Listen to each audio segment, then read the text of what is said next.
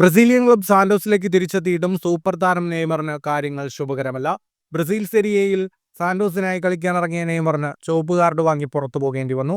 ബൊട്ടഫാഗോയ്ക്കെതിരായ മത്സരത്തിൽ 76 മിനിറ്റിൽ രണ്ടാം മഞ്ഞ കാർഡ് വാങ്ങിയാണ് നെയ്മർ പുറത്തായത്. ഇതിഹാസ താരം മറഡോണയുടെ ദൈവത്തിന്റെ കൈഗോളിന് സമാനമായി മത്സരത്തിനിടെ ബോക്സിനുള്ളിൽ നിന്ന് മനഃപൂർവ്വം കൈകൊണ്ട് പോസ്റ്റിലേക്ക് പന്ത് തട്ടിയിട്ടതിനാണ് താരത്തിന് പണി കിട്ടിയത്.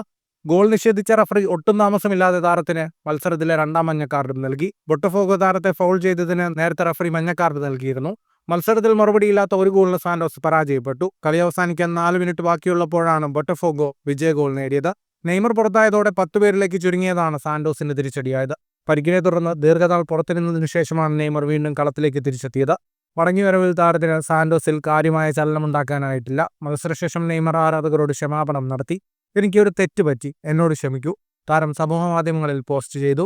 മത്സരത്തിനിടെ ചുവപ്പ് കാർഡ് കണ്ടില്ലായിരുന്നുവെങ്കിൽ ടീമിന് വിലപ്പെട്ട 3 പോയിന്റുകൾ നഷ്ടപ്പെട്ടില്ലായിരുന്നുവെന്നും താരം കുറിച്ചു.